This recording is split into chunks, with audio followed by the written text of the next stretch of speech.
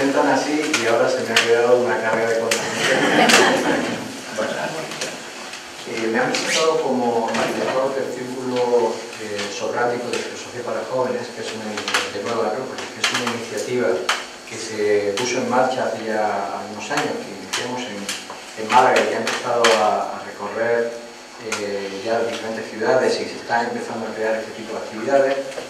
Es una forma realmente de promover la filosofía, especialmente entre los jóvenes, que es un formato de comunicación y de despertar ese interés. Pero una de las características esenciales del círculo socrático es que se forma un círculo. Entonces, no sé si vamos a poder hacerlo, porque veo que hay bastante gente, pero les voy a pedir que se levanten, que cojan su silla y que formemos un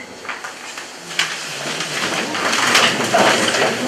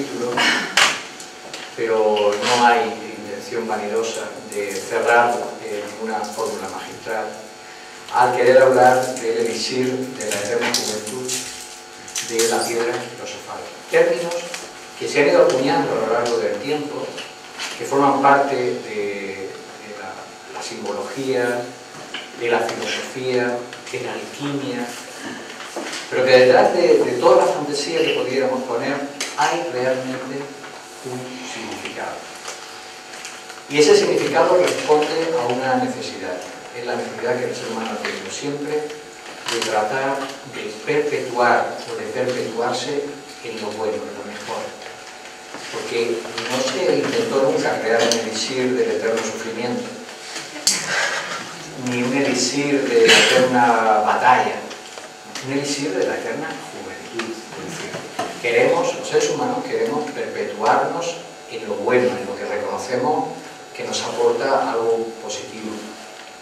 Bueno, vamos a lo largo de mi intervención, que espero no extenderme demasiado, hacer una reflexión en torno a esto, extraer algo del jugo que esconden estos símbolos y, ¿por qué no?, atrevernos a ver si somos capaces de elaborar una receta, una fórmula, o de entender qué puede ser esa idea de una fórmula que en la medida en que la incorporamos en nuestra vida, es decir, la digerimos, nos pueda permitir alguna transformación en esa dirección. Bueno, lo primero es recordar algunos de los grandes símbolos, mitos que nos hablan de este elixir, de esta fuente de la eterna juventud. Justamente uno es ese, el de que existía bíblicamente y aparece en muchas culturas, va a verse reflejado por Heródoto, aparecerá también en la Biblia, entre los pueblos prehispánicos en América. La idea de una fuente que si se bebía en sus aguas, que si uno se bañaba en ellas, hacía que se perpetuase la juventud o que uno se recuperase de sus enfermedades, se recuperase de sus males. Todas las culturas van a tener esas fuentes milagrosas que restituyen el orden perdido, restituyen esa vitalidad perdida. El elixir de la eterna juventud, dentro del simbolismo de la alquimia, vendría a ser un elixir que se configuraba con agua donde se disolvía la piedra filosofal. ¿Y qué era la piedra filosofal? La piedra filosofal era el resultado, el producto del proceso alquímico que, como recordarán todos, tiene como base la transmutación del plomo en oro. Una primera lectura nos parece que nos está hablando de esa mutación metálica, es decir, el plomo, convertirlo en oro. Cosa que, dicho sea de paso, es posible. Realmente se puede convertir el plomo en oro. Hace falta un proceso atómico, de reacciones atómicas, de pérdida de isótopos, porque hay una relación evolutiva entre el plomo y el oro. Pero va más allá, o sea, realmente está hablando de aquello que es grosero, que pertenece al mundo oscuro, denso, en aquello que es luminoso, en aquello que no se corrompe, porque el oro no es corruptible. Otra cosa es que la gente se corrompa por el oro, pero el oro no es corruptible. Ese resultado, esa piedra filosofal, que luego hablaremos un poquito del proceso alquímico para conseguir esa piedra filosofal que dará lugar al elixir de la eterna juventud, tenía una propiedad: todo lo que tocaba lo convertía en oro. Es decir, el producto de la alquimia trataba de lograr transmutar, buscar transmutaciones para convertir lo denso, lo oscuro, lo corrompible en algo realmente luminoso. Diríamos divino, porque el oro se relacionaba con el mundo de los dioses, el mundo elevado. Otro elemento en la búsqueda de la eterna juventud lo vamos a encontrar en su sombra, en su contraparte, el mito del vampiro. Aquellos seres, y además ahora está muy de moda entre los jóvenes, ¿no? Aquellos seres que a través de absorber o de extraer la vitalidad representada en la sangre de otros individuos, lograban perpetuarse, o sea, no morir. El mito realmente nos habla de personas que habrían muerto, pero que no habrían terminado el proceso de corrupción o de muerte y lograban mantenerse aferrados a la vida, de tal suerte que podían, en determinados periodos, pues, las novelas no lo van a representar por la noche y tal, activar, vitalizar su cuerpo y mantenerlo todavía vivo, no se corrompían por lo tanto, y siempre en base a extraer la energía de los demás, ¿no? A chupar la energía de los demás. En este caso, ese símbolo de la búsqueda de la juventud es a cualquier precio. Es decir, sería, digamos, a través del sufrimiento o del mal causado a otros. No es ese el sentido del elixir de la eterna juventud, que nunca se apoyó sobre el egoísmo y mucho menos sobre la capacidad de dañar, la posibilidad de producir un mal a nadie, ¿no? Más mitos: el Santo Grial. Todos habrán oído hablar del Santo Grial, que sería la copa que Jesucristo había utilizado en la Santa Cena y que buscaban incesantemente los caballeros del rey Arturo, porque había estado en posesión del rey Arturo y como consecuencia de la pérdida de ese grial, bueno, había sobrevenido una gran cantidad de desgracias en el reino. Se disuelve el reino, comienzan las batallas, el propio rey entra en una profunda enfermedad y es necesario encontrar ese grial que va a restituir la salud, va a restituir la vida al rey y al reino. Si han visto algunos de ustedes en la película Excalibur, no sé si han tenido ocasión, pero refleja muy bien el sentido del mito, y en Excalibur el grial está asociado con el encuentro de la verdadera identidad. Es decir, solo puede encontrar el grial aquel que realmente es puro, que finalmente será Galahad, pero el grial no es un cáliz, no es un objeto físico. El grial está representando el encuentro con nuestra parte más elevada, más profunda, que nos devuelve la noción de quiénes somos, de nuestro verdadero ser. Y ahora veremos que eso está muy asociado con la tradición griega sobre el ser. Y finalmente, por no abundar más en esta parte simbólica, para mí, la que representa la mejor expresión de esa búsqueda de la inmortalidad consciente, que es el camino del héroe. En las sagas heroicas de la mitología clásica vamos a encontrar siempre la vida, la trayectoria del héroe como un proceso a través del cual éste ha de conquistar su propia inmortalidad, que ya tiene, puesto que aparecen en todos los casos como hijos de un dios o una diosa, de un mortal o una mortal. Tienen esa naturaleza inmortal, están a medio camino entre lo humano y lo divino. Sin embargo, ha de conquistar su propia inmortalidad de forma consciente. El símbolo más bello, más completo y que más ha perdurado a través del tiempo es el mítico Hércules. Hércules, hijo de Zeus, dios, y Atenea, una mortal, que es condenado, entre comillas, es decir, se le niega su participación directa en el Olimpo, a pesar de que Zeus lo quiere presentar como hijo suyo y que forme parte del Olimpo, es decir, se le niega esa inmortalidad directamente, porque Hera decide que tiene que pasar por una serie de pruebas, por una serie de experiencias y vencerlas. Y en la medida en que recorre ese camino de 12 pruebas, que está relacionado con los 12 signos del zodiaco, con el ciclo de la vida, etcétera, etcétera, en la medida en que supere esas 12 pruebas, habrá sido merecedor de esa inmortalidad y entonces abandonará el mundo de los humanos para convertirse, para poder realmente gozar de esa inmortalidad que, si bien está en potencia, ahora tiene que ser por conquista propia. Y es ahí donde vamos a encontrar, creo, la idea más bella y más profunda y el secreto mejor escondido sobre dónde se encuentra el elixir de la eterna juventud. Porque como en todas las aventuras, como en todas las búsquedas, como en todos los cuentos, los dioses han escondido los mejores secretos, los mejores tesoros, donde nadie los puede encontrar. Quizás por eso la mayoría de los mortales no hemos encontrado todavía ese tesoro. ¿Y dónde podrían esconder los dioses? ¿Dónde podrían esconder el tesoro para que nadie lo encuentre? ¿Conocen la historia? Donde casi nadie va a buscar. Porque todo el mundo se lanza al mundo a buscar el tesoro. Pero a nadie se le ocurre mirarse dentro de sí mismo. El tesoro lo escondieron, una forma de hablar, ¿no? Está dentro de cada uno.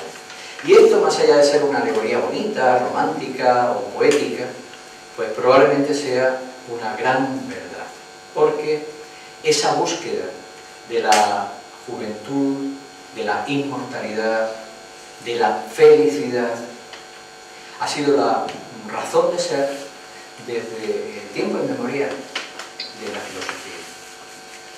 El mismo Platón, que podemos pensar es uno de los grandes arquitectos del edificio intelectual, del pensamiento, plantea que la filosofía, como la política, tienen que servir para que el ser humano sea feliz. Otro de los grandes secretos, ¿dónde estará la felicidad? Primero habrá que saber cómo es, a qué se parece, a qué estamos llamando felicidad. Por eso también habrá que definir a qué estamos llamando juventud y a qué estamos llamando inmortalidad. Es cierto que hoy hay una búsqueda no filosófica, por las razones que esta mañana escuchamos. La filosofía como búsqueda hacia adentro pues ha quedado relegada, quizás porque los tesoros que se encuentran son tan valiosos y tan difíciles de robar que a los mercaderes de tesoros no les interesan esos tesoros. Y por lo tanto hay una búsqueda de la inmortalidad y una búsqueda de la juventud, pero estamos viendo que no es precisamente filosófica, ¿verdad? Es una búsqueda desde el punto de vista de la perpetuación celular, desde la perpetuación de la vida física. La ciencia está dando grandes avances, quizás porque en parte hay una gran realidad, una gran verdad, en el hecho de que la vida desde el punto de vista biológico, si bien es inexorable que esté sometida a ciclos de actividad y de descomposición, es decir, a ciclos de vida y de muerte, tal vez no tenga por qué estar regida únicamente por los estrechos márgenes dentro de los cuales nos movemos, es decir, una vida de 80 años, que hace algunos siglos, pues la media no rondaba precisamente en esa edad, ¿verdad? Es decir, la mayoría de la gente podía morir entre los 40 y 50, y no sabemos dentro de unos años. La ciencia cosmética, investigando continuamente cómo mantener la apariencia de juventud, y bueno, y este es el panorama. De hecho, han marcado tanto la importancia de la juventud que, pues, cuando uno abandona la juventud entendida como edad física, empieza a disfrazarse de joven. Porque si no, uno pierde la autoestima, ¿no? Es muy triste, porque no aceptamos los periodos de la naturaleza. Es como si se imaginan que intentáramos por todos los medios hacer que la naturaleza estuviese en una perpetua primavera. Pues no se lo imaginen, porque ya se intenta. ya se está intentando en algunos casos. Y tal vez, si llegara a suceder, echaríamos de menos los ciclos, porque los ciclos nos enseñan, nos permiten reconocer lo que realmente es válido, como la primavera, el verano, el otoño y el invierno, que nos permite reconocer lo que es necesario renovar y lo que realmente permanece, es la esencia fundamental de la vida. Pero bien, busquemos un elixir de la eterna juventud, de la inmortalidad. Para ello, lo primero que nos tenemos que preguntar es ¿qué queremos hacer con ese elixir? ¿A qué queremos vencer? ¿Queremos vencer a la vejez? ¿Queremos vencer a la muerte? Bien, ¿qué es la vejez? La vejez, de entrada, podemos pensar que es un anquilosamiento, una cristalización de los procesos, pérdida de flexibilidad, de elasticidad, ¿verdad? Así se va manifestando. La vejez representa también una pérdida en la capacidad de acción. Todo esto lo digo reflexivamente, porque si estamos buscando una respuesta profunda, tenemos que ver que la naturaleza nos habla en metáforas. No solo Jesús y otros grandes maestros hablan en metáforas, la naturaleza nos habla en metáforas. La naturaleza, con sus propias leyes, nos está mostrando realidades más profundas, o quizás las mismas realidades, pero que son reflejos de realidades más sutiles, en planos más elevados. Pero efectivamente es esa pérdida de flexibilidad, a veces en lo interior, a veces en la capacidad de aceptar otras formas de vida, lo que nos hace envejecer. Porque al aferrarnos a las formas, y siendo las formas naturalmente temporales, es decir, hijas de unas circunstancias, expresiones de un momento en el tiempo, cuanto más nos aferramos a las formas, más nos quedamos en el tiempo, que naturalmente queda atrás, puesto que la vida no se detiene. Y todo el que se queda atrás, que no camina con la vida, envejece. Al menos interiormente, porque físicamente vemos que es inexorable, con más o menos ciclos. Otro de los elementos que caracteriza el envejecimiento, y aquí podría decirnos mucho el doctor Verdú, es la toxicidad. La vejez se caracteriza porque hay una cada vez mayor acumulación de toxicidad en el cuerpo. No somos capaces de eliminar Si lo llevamos al terreno psicológico, a un terreno más interior, nos podría llevar a pensar hasta qué punto acumulamos rencores, acumulamos cosas que no nos dejan vivir de forma limpia y transparente. Al contrario, están condicionando constantemente nuestras relaciones, están condicionando nuestra perspectiva de la vida, están condicionando esa toxicidad propia del proceso de envejecimiento, que llega un momento donde la capacidad de asimilación y desasimilación se ha descompensado y por lo tanto el ciclo vital termina con la propia muerte. ¿Qué favorece el envejecimiento? ¿Qué favorece todos esos procesos? ¿Eso es inevitable? Hasta cierto punto sabemos que sí. Hasta cierto punto sabemos que no se puede detener el ciclo biológico, pero sí observamos que dependiendo de determinados factores hay ciclos biológicos que aceleran su envejecimiento o que lo retrasan. Ahí os remito a una obra que ha marcado un punto importante en la historia de la ciencia, del profesor Lipton, que es Biología de las creencias. No sé si la conocen, es realmente extraordinaria.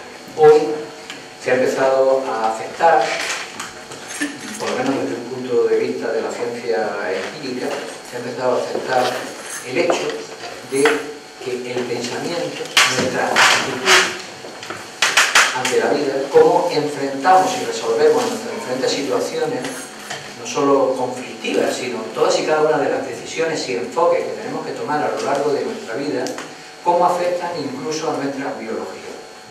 No es el momento para detenernos sobre profundizar un poco en la naturaleza humana, pero está claro que lo que somos, que se expresa en diferentes realidades, en diferentes niveles, como es lo físico, lo psicológico, lo mental, lo emocional, funciona como un todo armónico, y que todo lo que sucede en alguna de esas partes, en alguna de nuestras realidades, resuena en el conjunto, de tal suerte que lo que nosotros pensemos, sintamos, va resonando y va encontrando también esa vibración acorde en el cuerpo. Por lo tanto, es posible que haya formas de enfocar la vida que nos hagan envejecer prematuramente y formas de enfocar la vida que al contrario cambien, y cambien incluso nuestra estructura ósea. ¿Por qué? ¿Han visto alguna vez la estructura ósea del rostro de una persona que constantemente está enamorada? Es específico, ya no solo muscular. Tenemos que pensar que el cuerpo, como proceso de continuo cambio y mutación, está adaptándose a lo largo de toda la vida. De hecho, uno cuando empieza a crecer, crece, y cuando es jovencito cree que va a seguir creciendo, en algún momento dice, ostras, que ya no crezco más.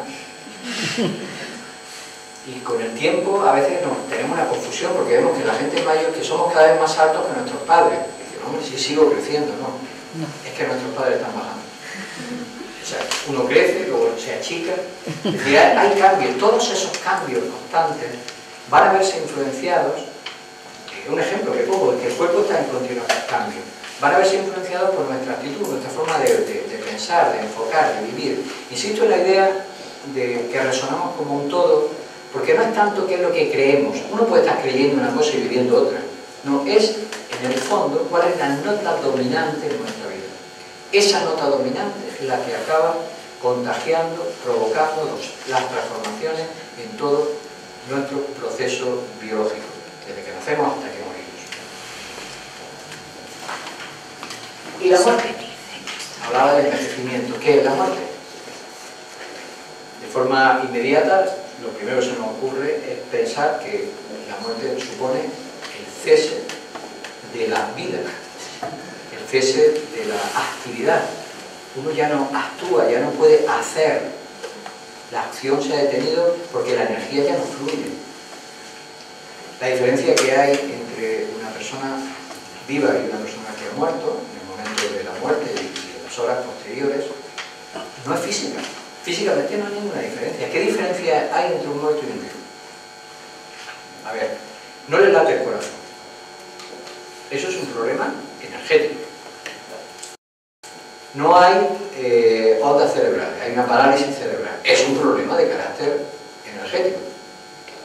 Por supuesto, no habla el calor, esa pérdida de calor es un problema de carácter energético. Físicamente no cambia nada. ¿Qué ha sucedido? Que la energía que circulaba por ese organismo, y hablamos de la muerte del cuerpo físico, la energía que circulaba por ese organismo ya no fluye, ya no lo vitaliza, ya no lo activa. Y como consecuencia, llamamos muerte a la pérdida de unidad funcional. Porque la muerte como tal, entendida como destrucción o aniquilación, no está sucediendo. Es decir, ahí no se ha destruido nada. El cuerpo sigue estando ahí. Nos damos cuenta de que falta algo, pero no es físico. Falta lo que lo anima. Y empezamos por ver que lo que primero observamos que falta la energía. Pero es que después vemos que tampoco está el alma o el ánima. Es decir, no hay una expresión de emociones, de pensamientos, nada se expresa a través de ese cuerpo. ¿Cómo tendríamos entonces que definir la muerte? Pues como una pérdida de unidad. En los días posteriores, meses posteriores, años posteriores, lo que va a sufrir el cuerpo es una descomposición. Estaba compuesto, constituía una unidad y ahora se descompone. Ya no hay esa unidad. Por lo tanto, la muerte metafísica, filosófica y biológicamente hablando es la pérdida de unidad. Y ahora nos hace pensar que esa pérdida de unidad es porque se ha desconectado con aquello que le daba esa unidad, que constituía, que formaba, que servía de molde, si queréis, de patrón a esos elementos que desde nuestro nacimiento fueron configurando una unidad funcional. Luego, esa idea de pérdida de conexión con aquello que nos acerca a la unidad, si queréis, le podemos empezar a buscar palabras sinónimas, o por lo menos acercadas, ¿no?, que se relacionan, que nos sugieren. A ver, ¿qué sugiere la unidad? ¿Qué más conceptos? ¿Coherencia? ¿Puede ser? Armonía. Armonía. Armonía es la posibilidad, la capacidad que surge de haber reunido las partes para que configuren una relación con el todo sin que ninguna rompa esa unidad. Lo he dicho a lo mejor muy a la bestia, pero no sea muy musical mi ejemplo, pero es así. Es decir, hay armonía cuando cada una de las partes cumple su función, tiene una buena relación entre ellas y a su vez todas con el conjunto. Capacidad, esa unidad será, decía, coherencia, ¿no? Capacidad de coherencia.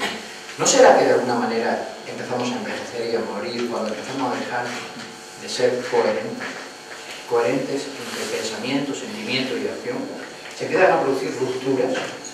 ¿No será en el fondo la enfermedad simplemente una manifestación ya en el terreno más palpable, más visible, de un problema de armonía, de un problema de coherencia, de unidad, de relación de nuestras partes? Y ahora no me refiero a las partes desde el punto de vista biológico, sino a nuestra parte emocional, a nuestra parte mental. Si no es la causa, cuando menos influye mucho. Hasta el punto de que, efectivamente, quien ha logrado una unidad en su vida, es decir, ha hecho que en su vida aparezca esa unidad como expresada como una especie de luz, ¿no? La luz no tiene fisuras, pero a la vez, no teniendo fisuras, pareciendo homogénea, alberga muchísimos matices. Reconocemos así clásicamente 7 colores, 7 frecuencias. Esa unidad sin fisuras, a través de la cual se expande la luz, a la vez participa de algo curioso, porque siendo unidad, a su vez es plástica. Es decir, se adapta. Esa plasticidad también está asociada con la juventud. Es plástica, es elástica, que es una capacidad de adaptarse también. Son propiedades curiosas de la luz que podemos ver reflejadas en la condición de juventud y nos pueden empezar a abrir en esta investigación que estamos haciendo, en esta reflexión que estamos haciendo sobre por dónde estarán los elementos, los ingredientes de esta fórmula mágica que estamos buscando. Ya veremos que no la podemos buscar al modelo alopático moderno, sino que habrá que buscarla de otra manera, pero bueno, este camino, esta fórmula que nos pueda devolver, o por lo menos indicar por dónde está ese camino de la eterna juventud. Pero lo cierto es que busquemos lo que busquemos, y aunque podamos reconocer cosas que duran más, otras cosas que puedan durar menos, es muy difícil poder encontrar algo que no muera, algo que no esté sometido a cambio, a modificación. Y lo primero que tenemos que reflexionar es sobre nosotros mismos, porque además somos un laboratorio andante, es decir, nos tenemos siempre para experimentar. Esto es interesante, ¿no? Porque cuando estemos aburridos, pues podemos de pronto, voy a hacer prácticas conmigo mismo, ¿vale? Voy a buscar aquí algunas experiencias, o sea que si os aburrís, recurrid a la filosofía que enseguida se os quita el aburrimiento. Por ejemplo, mi cuerpo va a morir, es evidente, pero mi cuerpo ya no solo va a morir, es que mi cuerpo ha cambiado a lo largo de mi vida un montón de veces, ¿no es cierto? Todo cambia, estamos diciendo. ¿Han cambiado nuestras emociones? No hablo ahora de los grandes sentimientos, para siempre, ¿vale? Que no habrá que verlo, pero ¿cambian los sentimientos?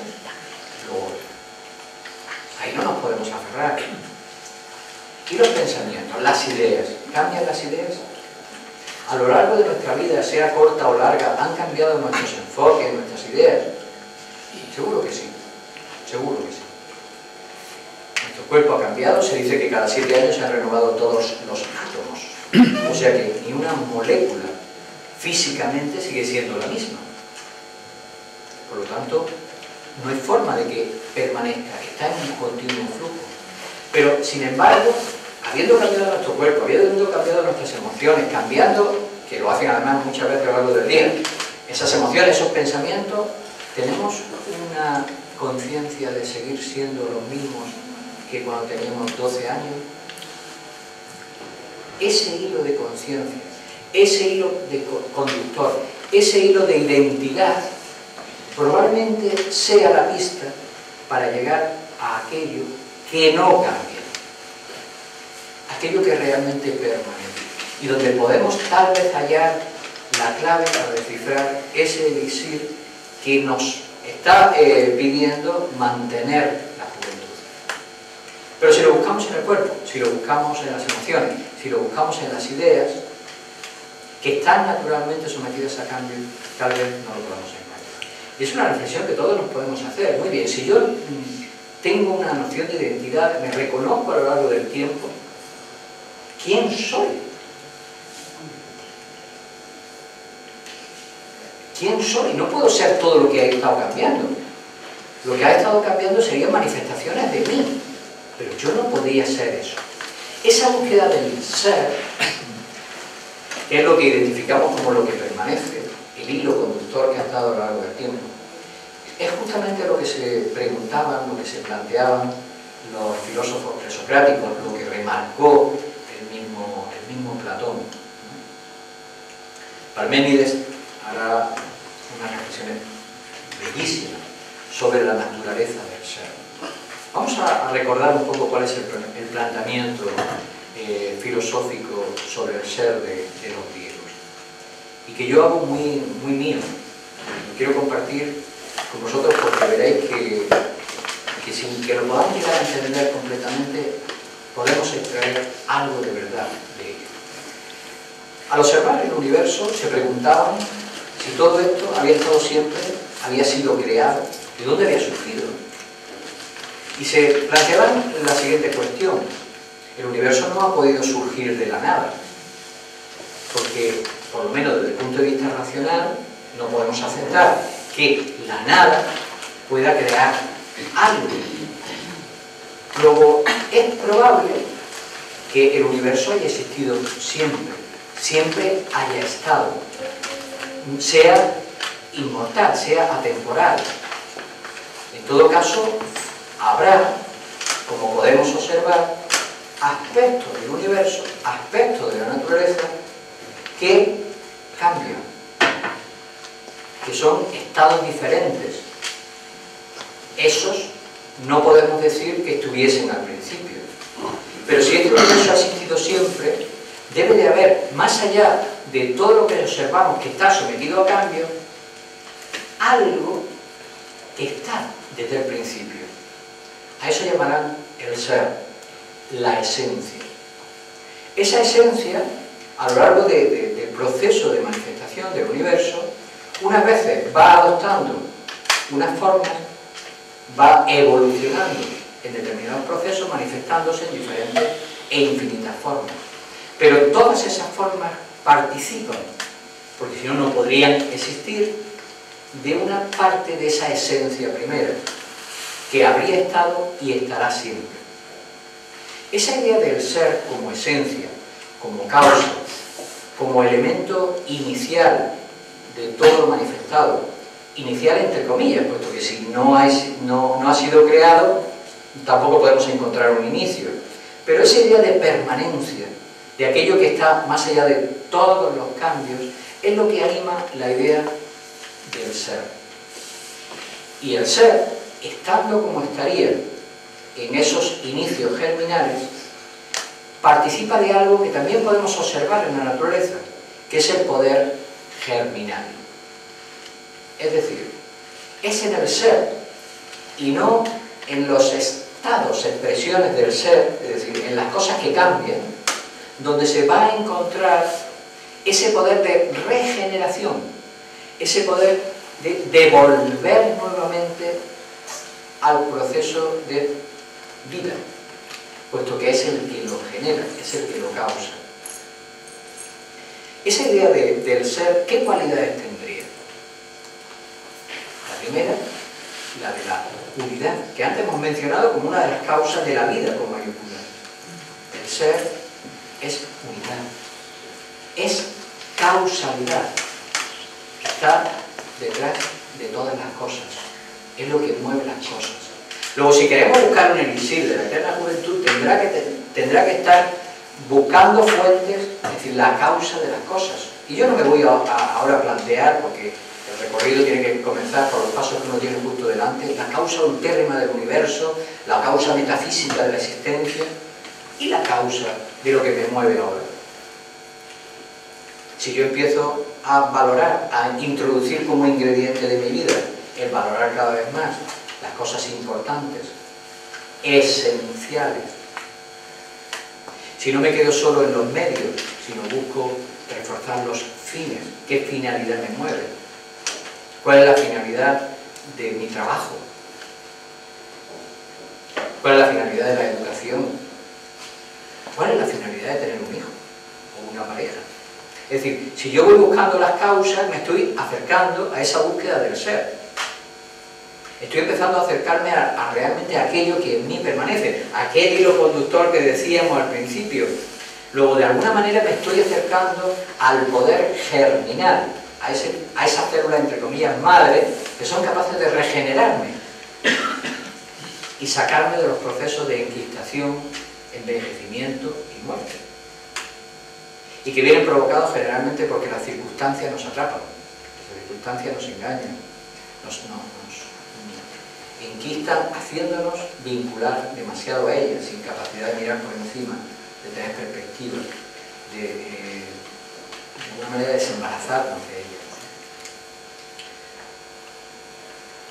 Otra de las características del ser, que es donde he estado buscando algunas de las características que tendría que tener este elixir de la eterna juventud, es la potencialidad. El ser, como esencia, tiene la potencialidad de todo lo que ha de manifestarse. Luego, cuando nosotros buscamos en nosotros mismos esa parte profunda que me va a devolver hacia una conciencia más elevada de mi existencia y por lo tanto más vinculada a mi posible inmortalidad, tengo que buscar justamente esa capacidad de desarrollo potencial que se guarda en mí. Aquel que trabaja y que tiene en perspectiva siempre en su vida el desarrollo de lo mejor de su potencial, generalmente es joven. Aquel que dice, yo ya lo he hecho todo en mi vida, y lo que se pasa el tiempo revisando álbumes de fotografías, generalmente es viejo. Son verdaderos egoístas, pero es que es así. Es decir, el que tiene proyectos, el que tiene cosas por realizar, el que cree que el futuro está cargado de oportunidades y su naturaleza también, el que en lugar de repetir hasta la saciedad yo soy yo en mis circunstancias, siendo como es una verdad, pero a medias, le añade yo soy yo y mis potencialidades, está empezando a ser joven. E incluso aquel que siendo joven, biológicamente, no tiene esa capacidad de soñar, esa capacidad de proyectarse hacia el futuro, de ilusionarse por desarrollar, de realizar sus potencialidades, no está siendo joven, está envejeciendo en su propia juventud, lo cual es tristísimo, es muy triste, porque probablemente la vida acabe pareciéndole muy sombría, careciendo de sentido. El profesor Libraga, del que leeré luego algún fragmento, que fue el fundador de Nueva Acrópolis y para mí pues, uno de los grandes maestros que me ha inspirado y que ha aportado mucho a este siglo XXI, aunque vivió en el siglo XX, decía que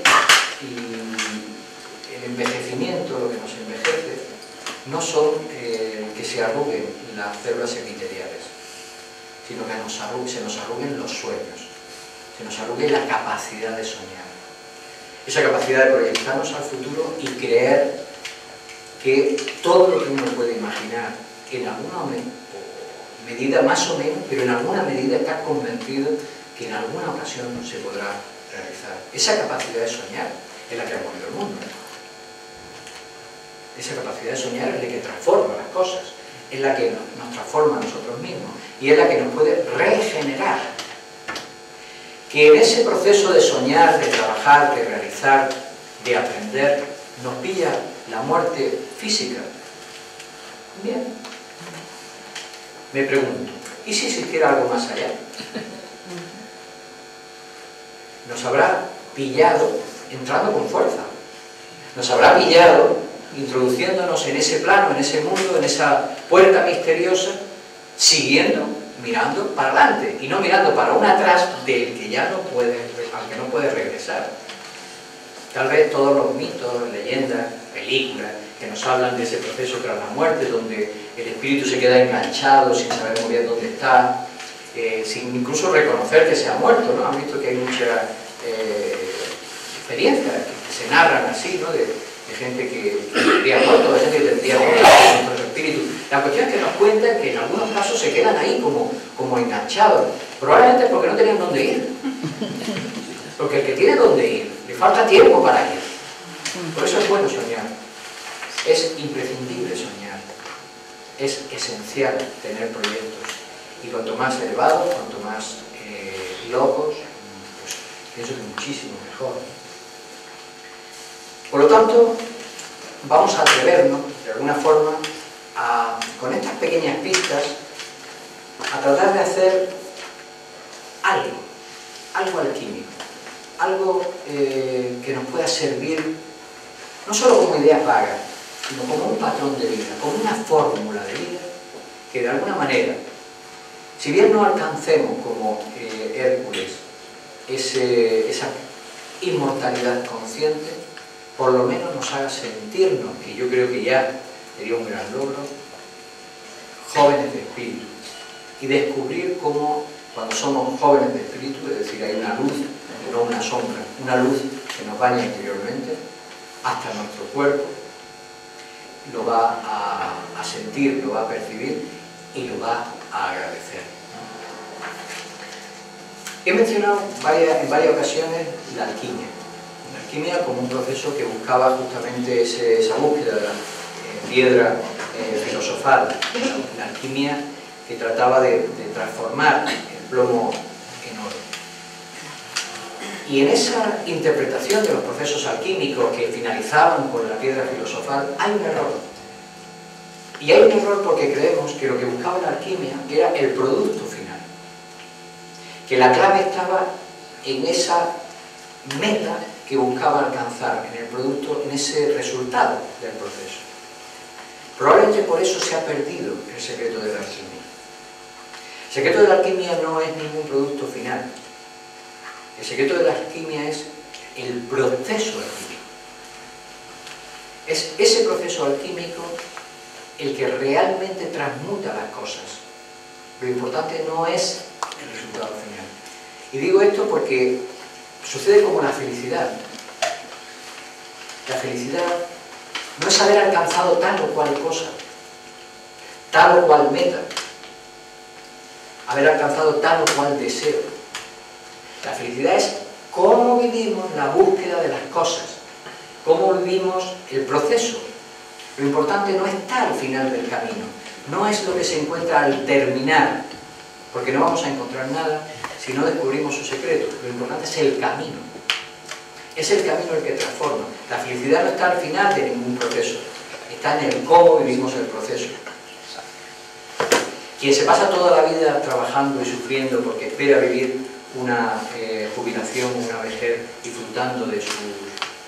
Pues algunos han tenido la bendita y merecida suerte, pero la mayoría se encuentran con que ya ni tienen fuerza, probablemente ni dinero, o el contexto histórico no les va a hacer precisamente ser feliz. Qué triste pasarse la vida entera para poder vivir aquello que realmente a uno le llena cuando ya no puede. Y no sería mejor que aprendiéramos a realizarnos, a ser felices, a vivir nuestra juventud interior a través de cualquiera de las circunstancias que nos presenten. Si el proceso alquímico se produce bien, naturalmente va a hacer aflorar aquello que destila, aquello que depura, que es el ser, para que se exprese con toda su potencialidad y de alguna manera vaya dejando como natural residuo del proceso las circunstancias y las cosas. Ese proceso alquímico yo lo resumiría en 3 pasos. No me voy a ceñir a la obra al negro, al rojo, al blanco. Voy a hablar en unos términos más cercanos. Lo primero, en el proceso alquímico, y que se encuentra en la nigredo, es decir, en la descomposición que busca una nueva composición, es ordenar los elementos. Es decir, si queremos vivir un proceso alquímico que nos devuelva la juventud interior y que será causa para una juventud exterior, lo primero es ordenar los elementos que nos constituyen. ¿Qué elementos van a ser? Ordenarnos a nosotros mismos, para lo cual necesitamos conocer. Necesitamos conocer cómo soy, cuál es la naturaleza humana en general y la mía, como expresión de esa naturaleza, cómo se manifiesta. Conocernos y poner orden. Diríamos afinar el instrumento. Poner orden en un instrumento musical de cuerda, por ejemplo, es colocar la tensión adecuada de cada una de las cuerdas, reconocer qué nota debe de dar. Bueno, es todo el proceso de la filosofía. Yo lamento mucho que no es una pastilla lo que estoy proponiendo, que no nos la tomamos y se acabó. Parece que esto es largo, pero es lo que hay. Cada vez que uno va al médico y dice usted que tengo este mal, es que debe de cambiar tu modo de vida, es que la alimentación, y de pronto dice, pero yo creía que iba a darte una receta que te da una forma de vida, pero es que es así. Si queremos cosas perdurables debemos de cambiar la actitud en las cosas cotidianas y no con una receta que es muy de nuestro tiempo presente. Ese sería el primer paso, ordenar los elementos. El segundo, resolver los pares de opuestos. Tenemos que conciliar los pares de opuestos. Tenemos que poder establecer una relación armónica entre nuestros pensamientos, sentimientos. A mí me encanta, como imagen de esta idea de resolver los pares de opuestos, la idea de las 3 unas de la filosofía oriental, de rajas y tamas, del exceso, el defecto. Muchas veces creemos que para resolver los conflictos entre elementos opuestos tenemos que encontrar el punto medio, la medida, la justa medida, la mesura. Hay que ser moderado, ¿no? No ser extremistas, moderados. Pero se busca esa moderación o ese justo punto medio, esa armonía entre los elementos en conflicto, en un punto medio, en un punto de encuentro, ¿no? ¿Se imaginan dos extremos? ¿Dónde estaría el punto medio? En medio, ¿no? Bueno, en medio, más o menos, dependiendo de cómo tira uno u otro, pero ahí. Estamos hablando de una relación cuantitativa, y es un error. La filosofía de la mano de las enseñanzas de Oriente nos va a decir que el punto medio, el punto que puede armonizar los pares de opuestos, no está en medio. En medio, la medida, la mesura, mal entendida, sería la mediocridad. Ni uno ni otro. El punto medio, el justo punto medio, que armoniza los pares de opuestos, está afuera, está arriba. Es sattva. Si uno es rajas y el otro es tamas, sattva será el punto desde donde se controla el movimiento. Es la raíz del movimiento. Imaginemos un péndulo que va de un extremo a otro, siendo cada uno de los puntos álgidos esos puntos opuestos. La armonía no está en el recorrido, está fuera, desde donde se controla el movimiento. Suelo poner un ejemplo muy tonto, muy básico, pero que especialmente a la gente más joven que tengo la oportunidad de poder transmitírselo en clase, lo entiende enseguida. El ejemplo de la bebida, el alcohol. Por exceso, alcoholismo. Por defecto, nivel. Término medio. ¿Cuál es el término medio? ¿Que no bebemos? ¿El término medio cuál es? ¿Dónde está? ¿Qué es? En vez de 2 cervezas una, en vez de... ¿Dónde está? No es cuantitativo. El término medio está fuera, es no dependencia de la bebida. Podés pasar sin beber absolutamente nada, pero que tampoco caigamos en un extremismo de no poder beberlo pues si no creemos que nos estamos contaminando. Sobre todo aquellas cosas que son naturales, como puede ser un buen vino o no hablo ahora de tóxicos artificiales. Es un ejemplo muy básico, me perdonáis, pero muy ilustrativo. Eso es sattva. Sattva es estar fuera, para poder conciliar los pares de opuestos, para poder conciliar los elementos que a veces no están ordenados en nuestra personalidad. Necesitamos encontrar un punto de conciencia, necesitamos situarnos en nuestra vida, identificarnos con algo que está más allá. Si yo pienso que soy mi personalidad, mis formas de ver las cosas, si me identifico mucho con todos y cada uno de las posturas que adopto en la vida, es muy difícil que las concilie. Y es más, es muy difícil que alcance esa conexión con ese poder germinal que está en el ser, que está en la esencia, que está en aquello que está más allá de lo que cambia, de lo que envejece y de lo que muere. Y por último, es, hemos dicho primero, ordenar, segundo, conciliar. Por último, es sublimar los elementos. Es decir, elevar, levantar desde la materia hasta lo más espiritual que podamos concebir nuestros pensamientos, nuestras emociones, nuestros actos. Sublimarlos en la búsqueda de ¿qué? ¿Qué es sublimar? ¿Qué es espiritualizar? Esto es una gran pregunta porque por lo general la espiritualidad se ha circunscrito tristemente en el patrimonio de la iglesia, de las religiones. Si bien el concepto de religión en su sentido profundo es muy bello, pero parece que se ha circunscrito únicamente a lo religioso. Sin embargo, la espiritualidad, a mí me encanta relacionarla con los patrones que dieron nuestros grandes maestros filósofos griegos, ¿no? Especialmente Platón. Relacionar la espiritualidad y, por lo tanto, esa búsqueda de sublimación con la belleza, con la justicia, con la bondad, con la verdad. Sublimar entonces los elementos que están en el matraz alquímico significa ir transmutando nuestras emociones más groseras en emociones cada vez más cercanas a esos arquetipos, en motivaciones cada vez más elevadas, en idealismos. Porque, ¿qué hace un idealista? Y es una de las características, volvemos, de la juventud. Es el soñador, el ser idealista. ¿Qué es un idealista? Aquel que es capaz de concebir perfección. Concibe la belleza, concibe el bien, concibe... Bueno, vive y sueña en un mundo mejor. Para muchos es un error, porque como no está en el mundo, iba a decir real, en el mundo objetivo que en ese momento le circunda, pues se va a pegar un batacazo, porque no se puede vivir todo el tiempo en las nubes, ¿no? Soñando. Bueno, pues habrá que hacer algo. La solución que se da en un mundo chato, mediocre, oscuro, falto de ideales y de filosofía es bajar. Bajar la cabeza, que es bajar nuestra capacidad de soñar, de percibir, de concebir la perfección, de concebir esos ideales y bajarlos a ras de tierra.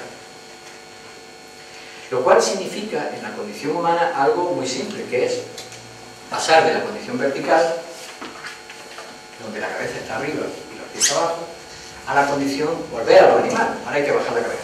Y ahora vamos con la cabeza a ras del suelo. O como hacía la broma en el congreso de Málaga, que celebramos el sábado pasado, sentar la cabeza, ¿no? Poner la cabeza en el sitio que no es muy agradable. ¿No será mejor que, además de mantener la cabeza ahí, que es donde debe estar, con capacidad de mirar hacia arriba, aprendamos a poner los pies en el suelo? Esa sublimación no significa alejarnos de la realidad. No significa, porque entonces no se produce una sublimación real, no se produce una transmutación real. Entonces lo que se produce es una, ¿cómo diría?, una especie de fantasía.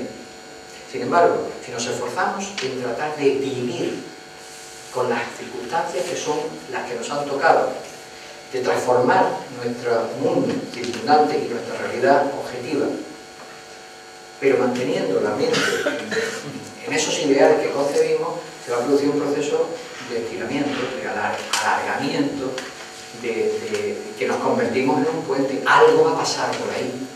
Y en vez de ser enanos, a fuerza de empinarnos, de esforzarnos, a lo mejor crecemos. Sí, muy bonito, ¿no? La idea de crecer es posible en la medida en que, teniendo la necesidad y la osadía, porque hace falta ser valiente, de mantener los pies en tu presente, sin embargo ser capaz de soñar para ti, para el mundo, perfecciones, un mundo mejor, aún mejor. Esa pócima que está viviendo, que es nuestra personalidad, que es nuestra realidad, cuando sufre un proceso de orden, un proceso de conciliación o armonía, y un proceso de sublimación, probablemente estoy sufriendo un proceso de acercamiento al ser, un proceso de despertar de esa intimidad consciente.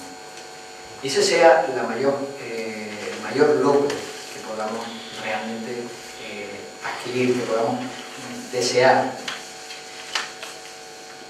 Pero no me gustaría seguir sin vuestra intervención, porque todo lo que estamos diciendo, si bien estoy seguro que lo veis reflejado, tampoco estoy diciendo nada que no hayáis pensado probablemente, como mucho he puesto orden a estas ideas, ¿no? Y por eso al verlas todas, yo mismo también, así tan ordenada y tan clara, de pronto uno dice, bueno, si es verdad. Otra cosa es que luego lo acabamos creyendo, y lo más importante, lo vivamos para observar la capacidad real que tiene de cambiar nuestras vidas. Pero vamos a intentar elaborar más concretamente la forma, y lo voy a hacer con vosotros. Y además, como siempre me gusta el teatro, me vaya a permitir que coja una cosa que me la he traído hasta de Málaga, que esto estaba pensando. Un matraz. A ver, este va a ser el matraz donde vamos a hacer la fórmula de la inmortalidad. Necesito un ayudante, alguien que se preste. A ver, venga, perfecto. Bueno, necesito que estos papeles, y en letras no muy grandes, pequeñitas, va a ir escribiendo las cosas que yo vaya escribiendo en la pizarra y que me vais a ir aportando. Vamos a hacer los ingredientes, que esos papelitos luego los vamos a meter aquí, a ver qué sale. No soy malo. Bueno, ¿de qué se trata? ¿Cuál es lo que os pido como aportación? Vamos a tratar de ir definiendo. ¿Esto tiene rotulador, vale? Sí. Vale. Ir definiendo algunos de los elementos que serían expresión del ser joven, en su sentido amplio. O sea, ¿qué características tiene la juventud? Y vamos a irlo mezclando, a ver qué nos sale, a ver si sale algo realmente de todo esto, que seguro que saldrá, seguro. A ver, venga. Entusiasmo. Entusiasmo. Si te enseño, yo tengo ahí, es la primera que puse. Yo también he hecho el ejercicio, me he puesto en mi derecho. Entusiasmo. Muy bien. Inexperiencia. Inexperiencia. Con X, ¿verdad? Inocencia. Inocencia. Y si yo voy más allá y cada vez que decía algo os pido que me lo describáis,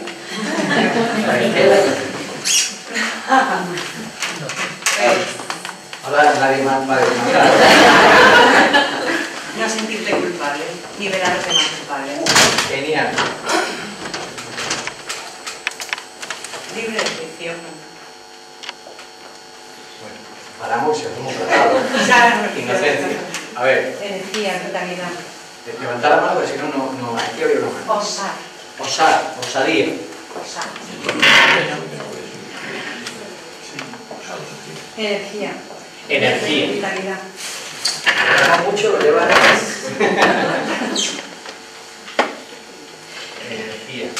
Energía, vitalidad, esta. Ilusión. Ilusión. Paz. ¿Quién ha hecho paz? ¿Hay aquí gente joven? ¿Están en paz? No. Fortaleza. Física. Fortaleza, a ver, escríbemela, porque se puede malinterpretar en la idea de la juventud. ¿Qué es la fortaleza en una persona? ¿Refiere vitalidad, energía? Sí, energía. Vale, es que ya tenemos uno parecido. Es que si no se puede entender como aquel que ya desarrolla la persona más fuerte no es la más joven. No. La persona joven sí tiene mucho arranque. Sí. Esto en el deporte se sabe. Pero la fortaleza como fuerza requiere ya cierta madurez. Sí. Pues si no se ha madurado, el cuerpo ha podido alcanzar su más cosas. Querer cambiar el mundo. Querer cambiar el mundo. Se nos va a acabar la pizarra. Fantasía, fantasía. ¿Cómo lo llamamos? Idealismo. Ponemos Sí, cosas idealismo. Querer cambiar el mundo es idealismo. o idealismo, venga, sí, mejor. A ver, una más. Equilibrio. Flexibilidad podría ser. Pureza. Flexibilidad. Flexibilidad. O se alcanza con más madurez la flexibilidad. No. Elasticidad, flexibilidad es cierto. La rigidez es consecuencia de la vejez como encantamiento. Y vamos, coger a un, no hace falta más que verlo, o sea, un niño pequeño, si eso es de goma. Y he oído otra cosa aparte de... He oído otra cosa, no sé quién lo ha dicho. Equilibrio. Equilibrio. ¿Realmente crees que un joven tiene equilibrio? Estamos hablando del joven físico, ¿no? Físicamente solo físico, ¿no? Estamos hablando de una persona joven físicamente. O sea, en ese sentido tenemos que ver reflejado, porque si no vamos a identificar la juventud interior más que como juventud, casi como esa imagen idílica del sabio, ¿eh? No, porque entonces todas las cosas bonitas se las vamos a atribuir. Juego. Había oído lo de elasticidad, ¿no? Sí, flexibilidad.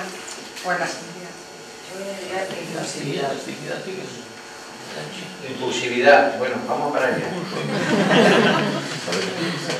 He oído también algo de juego. Actividad lúdica, ¿no? Espíritu lúdico, actitud lúdica, sentido del humor, etc. Pero vamos a parar. Podríamos seguir.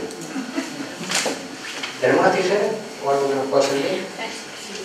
¿Me la trae? Es que ya que lo hacemos bien, porque esto echarlo así en un pegote, mejor que esté cada parte por su lado, y ellas son ese punto. Bueno, todos estos son ingredientes extraordinarios, pero estaréis conmigo que falta algo, porque si esto lo dejamos solo, puede derivarse en algo peligroso incluso. Es decir, muchos de estos factores aislados, si bien guardan un potencial extraordinario, requieren combinarse bien para que la resultante sea una madurez y una realización positiva.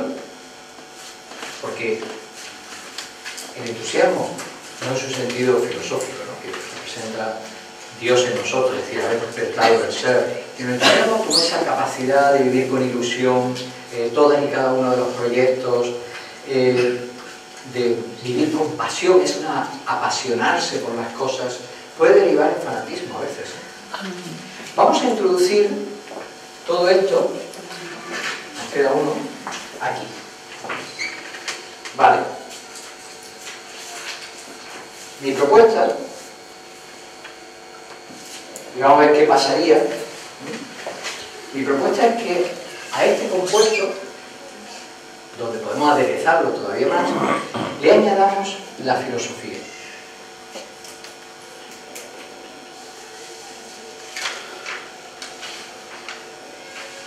La filosofía, ¿qué va a hacer?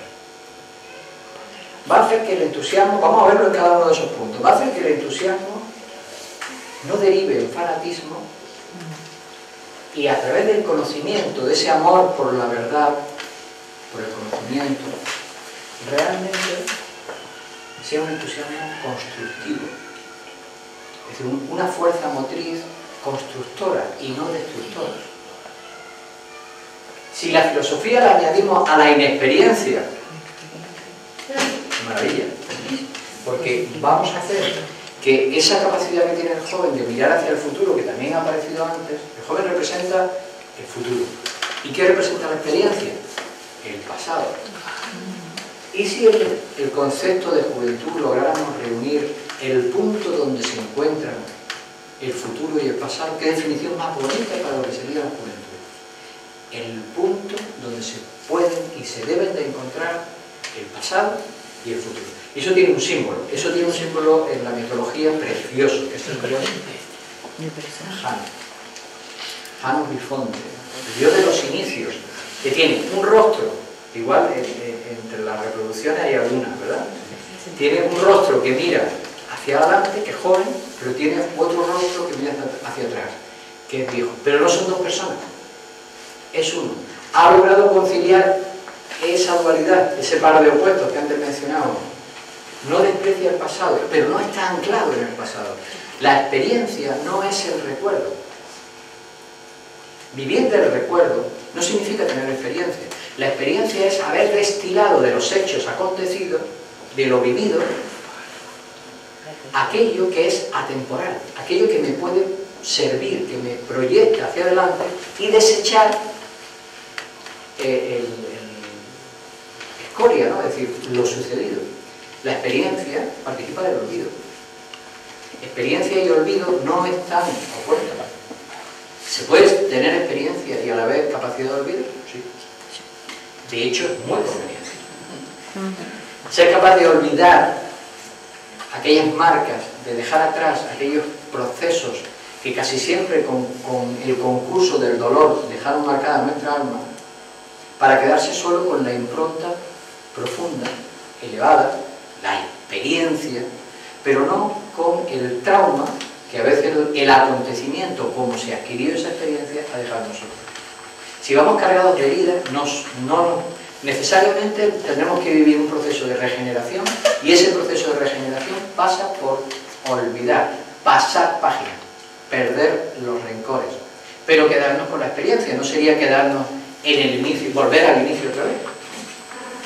Inocencia, no sentirse culpable. Me ha encantado esta definición. La inocencia es no sentirse culpable. Precisamente esa carga de la vida, de acontecimientos, de hechos que nos van haciendo sentirnos culpables.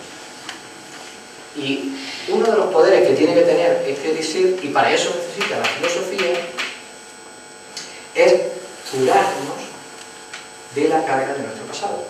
¿Nosotros podemos cambiar nuestro pasado? A ver, esto ¿se puede cambiar el pasado? No. Los hechos no, pero la forma. Pues yo digo que sí se puede cambiar. ¿Por qué?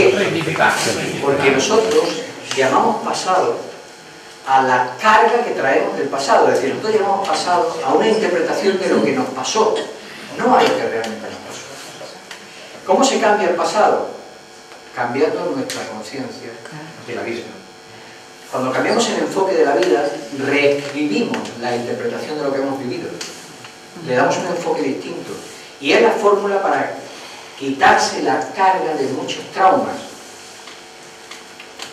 Experiencias dolorosas, nefastas, a veces crueles. Hemos vivido todos. Dicen que uno se enseña cuando se equivoca. Si nosotros aceptamos, pero si no aceptamos equivocarnos, hay que aceptar equivocarse. Cambiar el acontecimiento, los hechos, lo vivido no lo podemos cambiar. Pero yo no he dicho cambiar lo sucedido. He dicho cambiar el pasado, entendido como esa carga, como esa noción consciente que tenemos de por dónde hemos ido. Lo podemos cambiar. De hecho, para cambiar nuestro futuro necesitamos reescribir nuestra noción de la vida. No se puede ir hacia adelante acumulando pesos y pesos y pesos y pesos y pesos. Y pesos entendido como cosas no resueltas. Es imposible. ¿Qué sucede con la juventud? No los tiene. No los tiene. Pero no los tiene porque no tiene recuerdo. No tiene recuerdo, sin embargo, sí tiene experiencia.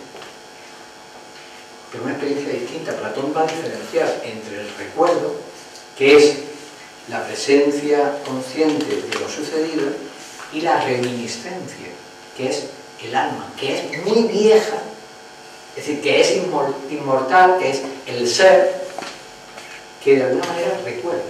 Por eso somos diferentes. Si no trajésemos experiencia, estaríamos todavía viviendo como monos. Tal vez azules, ¿no? Nos hacía una broma, pero monos. Pitufo. Sin embargo, hay algo. Es decir, ¿cómo que venimos de cero? No venimos al mundo de cero. Traemos una identidad y no solo una carga genética. Es decir, hermanos gemelos, más allá de que van a tener muchas similitudes en muchos aspectos, la parte más profunda cambia. El enfoque último va a cambiar. Hay un recorrido. Y si hay un recorrido, hay una experiencia. Pero es una experiencia del alma. No es un recuerdo. No hay una carga. Aunque de esto habría que hablar porque si aquí entra el tema de la reencarnación para muchas teorías y la posibilidad que se ha tenido del alma antes de volver a la vida de borrar las marcas negativas y que si de alguna manera no se han borrado aparecen ya desde pequeños como traumas. Se habla incluso de la posibilidad que haya niños que hayan nacido ya con el trauma de guerra, no han tenido posibilidad de vivir una experiencia de guerra y sin embargo presentan los síntomas de un trauma de guerra. ¿De dónde lo traen? Inconsciente colectivo, reencarnación. Lo dejo ahí porque es interesante. Osadía. Sí, siéntate pues. Bueno, ¿hemos metido la filosofía o no?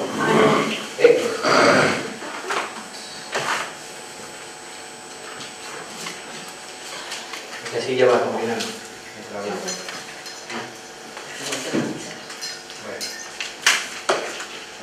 Estaba diciendo la osadía. Es esencial el concurso de la filosofía, porque ¿qué le va a dar a la osadía la filosofía? Fines, metas. Es como la rebeldía. ¿Es propio de la juventud la rebeldía? Sí. ¿Qué supone la rebeldía? Es una disconformidad con el status quo, con lo que hay. ¿Por qué tengo yo que aceptar las cosas como son si no las quiero así? ¿O no las entiendo? Bendita sea esa rebeldía.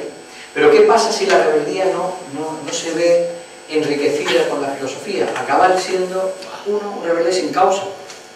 Es rebelde per se. Pero lo bueno, lo importante, no es saber solo lo que no quiero.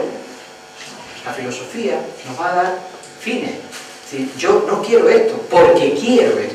Y entonces, además de ser rebelde, es decir, no aceptar un status quo, una circunstancia, una realidad, porque es injusta, porque no promueve algo bueno, porque no es la nuestra, o sencillamente porque no nos da la libertad, la posibilidad de ser o de realizar nuestra naturaleza, estamos trabajando, estamos enfocando, estamos luchando por algo. Esa rebeldía se convierte en un motor de transformación, en una posibilidad para cambiar el mundo. Energía,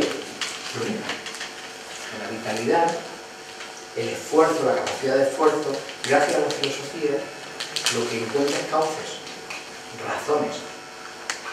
La ilusión. ¿Qué nos va a permitir en la filosofía? aprender a mantener ese estado de encontrar la felicidad en las pequeñas cosas, en lo cotidiano, en lo nuevo, en la sorpresa, más allá de las decepciones que nos puede dar la vida. Fortaleza, idealismo, ya lo hemos mencionado al principio, elasticidad, me ha encantado, por eso cuando lo he oído enseguida he querido ponerlo. Efectivamente la juventud representa la elasticidad, la capacidad de adaptarse, pero si tenemos elasticidad y no le bañamos con filosofía, esa elasticidad se puede convertir en escepticismo, en relativismo absoluto, en todo vale.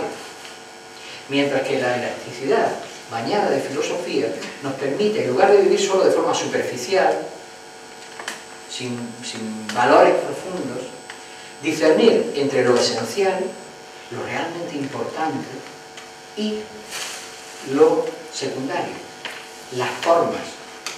Las formas vamos a reconocer que deben de ser elásticas, pero a la vez lo esencial vamos a reconocer que debe de ser meta, que debe de ser siempre un norte.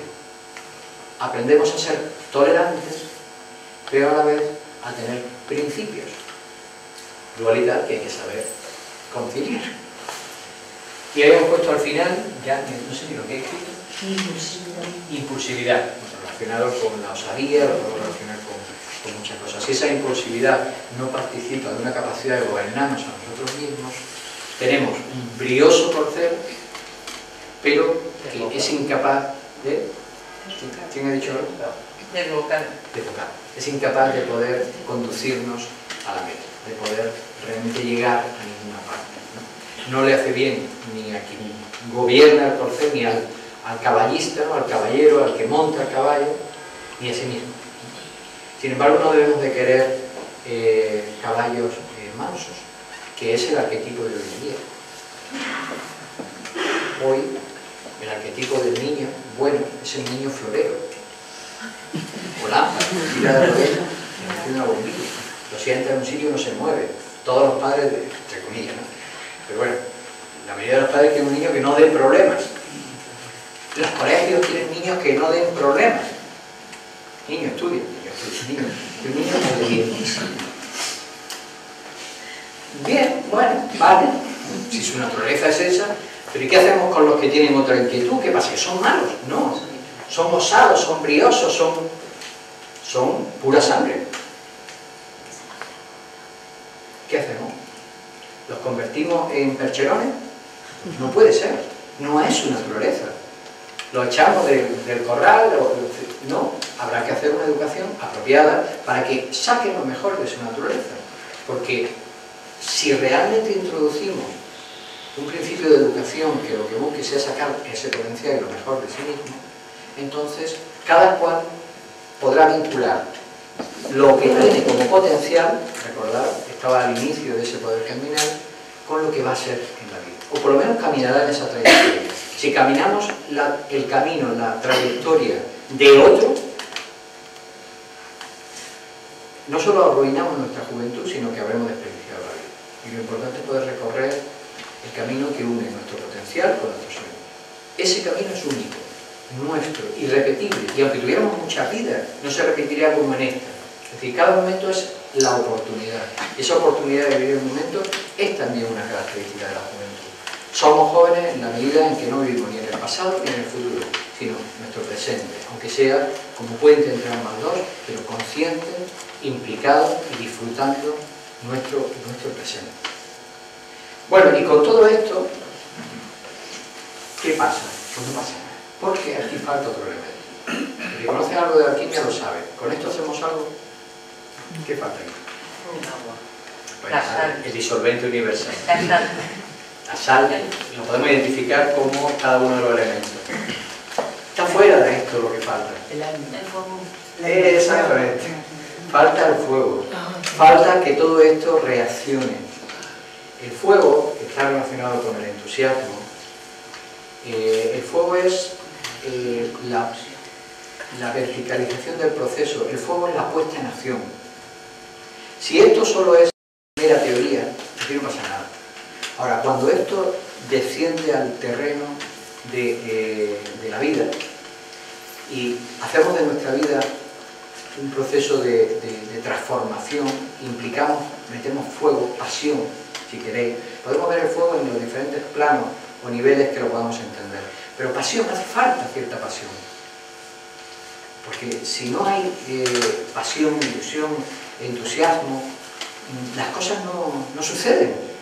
Esa pasión, ese ilusionarse, que en un sentido más profundo, si queréis, más filosófico, sería esa aspiración real, tener verdadera aspiración, aspirar a algo. Las cosas no suceden. Entonces hace falta meter fuego. Es decir, hace falta vivir los ideales que hemos sido capaces de concebir. Eso es la juventud.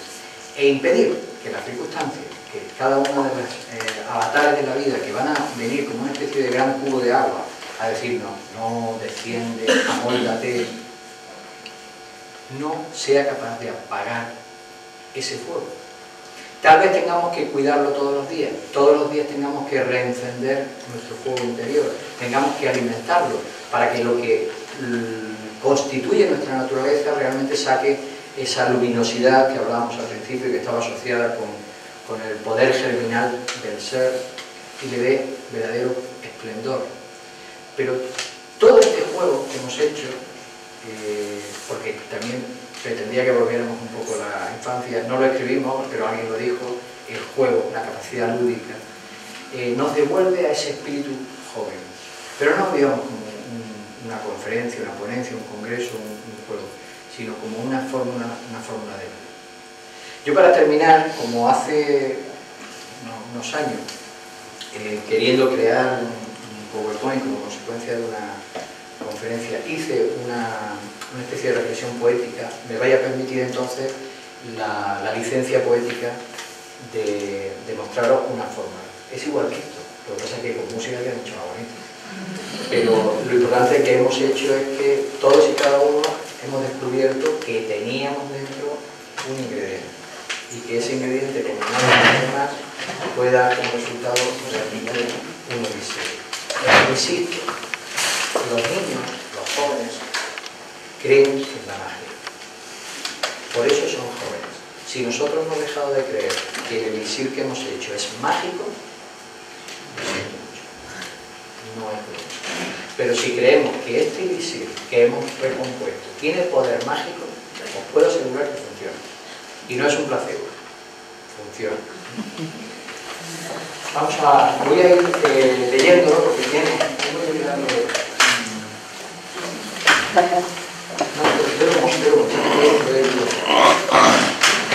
Poneros si queréis cómodo para poder ver.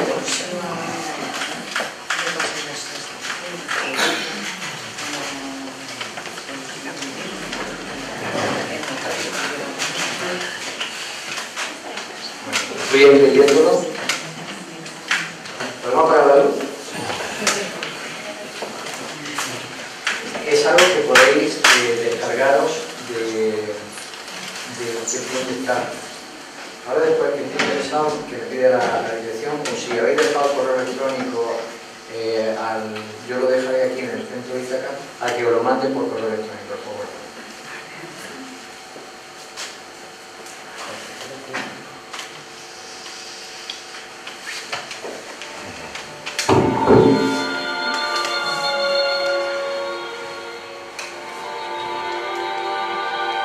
Desde tiempo inmemorial, el ser humano ha soñado con alcanzar la eterna juventud, aunque a veces parece haber olvidado el significado mismo del ser joven.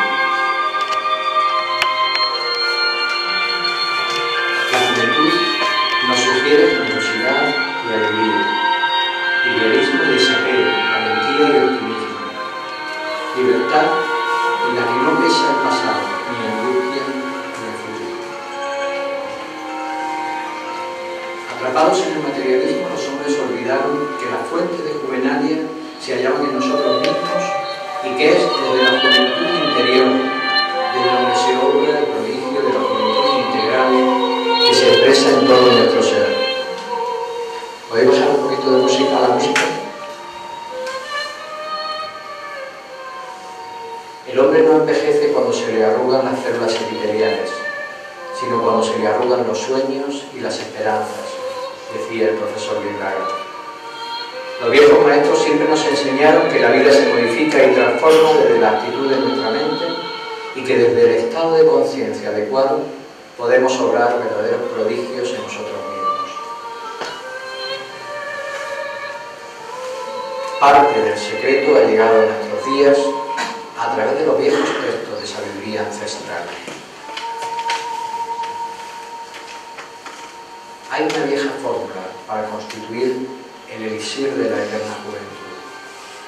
Sus ingredientes mezclados en la proporción adecuada obran el prodigio. Primero, fortalecer el cuerpo con la acción, la moderación en el sueño, la comida y el sexo. Ser fuerte y estar dispuesto para ayudar, no gimoteando constantemente nuestras necesidades. Segundo, vencer las emociones que nos envejecen. Evitar el resentimiento, la ira, el mal genio que nacen de la frustración. Tercero, desplegar toda nuestra alegría. La jovialidad surge cuando no experimentamos un agobio existencial y aprendemos a apreciar la belleza del momento presente. Cuarto, ser útil y sentirse útil. Quinto, liberarse de los prejuicios y dogmatismos. Buscar naturalmente la verdad y aquello que nos hace felices más allá de la opinión de los demás.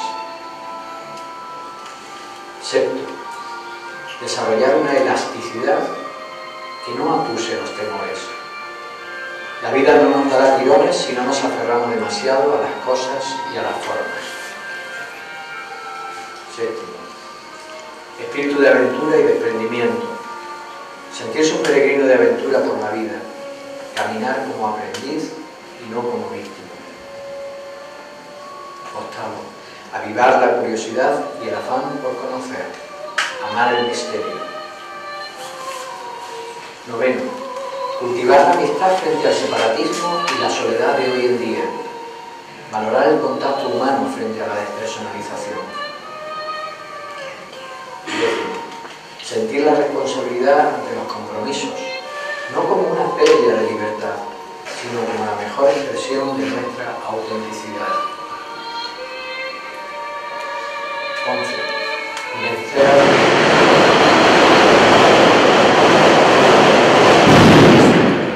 Liberarse del pasado asumiendo las lecciones que encierra, pero mirando el futuro como promesa, pensando que todo tiempo futuro puede traer nuevas oportunidades. 12. Avivar los ideales que alimentan el alma, alimentar el alma inmortal con la belleza, el arte, con la pasión por la justicia, con la aspiración a la sabiduría y con la bondad de la entrega al bien de la humanidad. 13. Encender cada día el entusiasmo. Tener un ideal, alimentarlo, avivarlo. No dejas jamás morir la capacidad de soñar.